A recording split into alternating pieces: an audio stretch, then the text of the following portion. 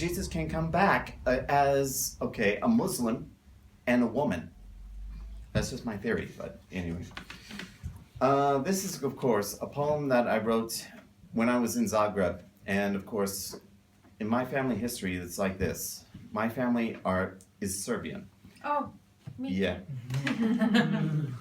Zdravo. Zdravo. Ciao. Yeah, my family is Serbian. And of course, when I was in Zagreb, everybody just looked at me very differently, and they all called me one particular word, which, of course, I did some history about, some of the Serbian families that were part of this order, which is the same order of Count Dracula, called... Then we're related. Oh, yeah. This is called the Order of the Dragon.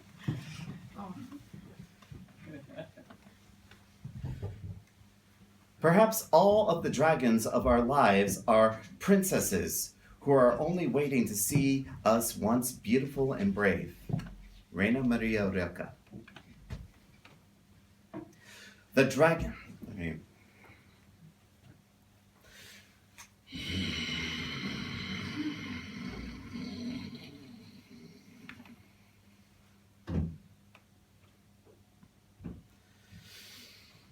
The dragon stirs in his dream kingdom, while his lady sleeps on black sheets of his knocked-down bed. He downs a shot of rakia, lights himself a drina cigarette, and exhales the smoke through his nostrils, looking at the nebulous night and what light is shown from the blood moon. Weeks pass since he's had a good night's rest.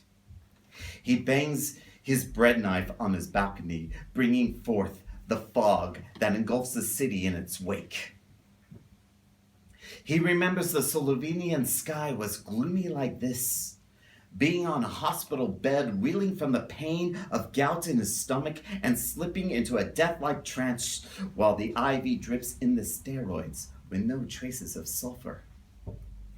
Those waiting in the ER were writhing in their chairs, their hearts and minds filled with malicious emotions and bloody thoughts of driving a stake into his deadened and defenseless body.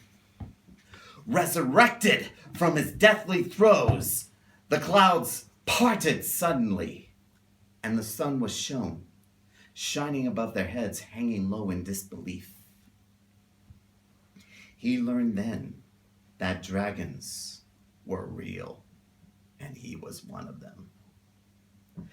Born with a king-sized skull and a wolf's paw, he was destined to be feared and loathed by many, including the witches in Zagreb, who casted their curses with their auburn hair and black dresses. Even the orderly jibed him in the elevator as he was escorted to the lavatory to piss into a cup. He thought crooning "Old Man River" would enlighten the loather's spirits as he was doing the deed. No such luck, as he pissed again into the exit stall, and the orderly opened the door and spoke daggers at him again, branding him a monster. Sometimes he still believes that he is a monster, with a fiery temper but he has never harmed or will he ever hurt a damsel in distress or a puppet that is the apple of an angel's eye. His immaculate breath brings death to the fiend that puts all God's children through hell. His words are his weapons as they burn a living soul with blue fire that incinerates the hypocrite and purifies the martyr. Lessons my Iachu videti ste spali. A cock of the walk at times, a dark horse at others. He roams the streets, growling as he breathes in and out cigarette smoke, roaring with maniacal laughter at the nonchalant cavaliers that try to take a stab at the Semai. Steadfast in his religion, as they are in theirs, he may be depended upon to the death that is the writ of ease from all of his sins and troubles.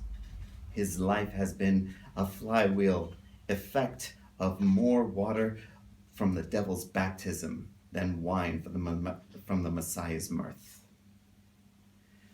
Quid est Dio vivere, nisi Dio tucere. Now weary is he from the restless nights, looking for his empress, his confidant, his one and only eternal flame in a world ruled by vile despots and their trophy brides. With so much glowing passion, the cross he bears burns hotter from blue blood than white heat, till they scorch his nearest and dearest enemies, cauterize his black and blue dolor, and rekindle the light of love, the flesh of his flesh, and the bone of his own, that tames the beast within, nipping at his tail, while influencing the arches of heaven through his arts.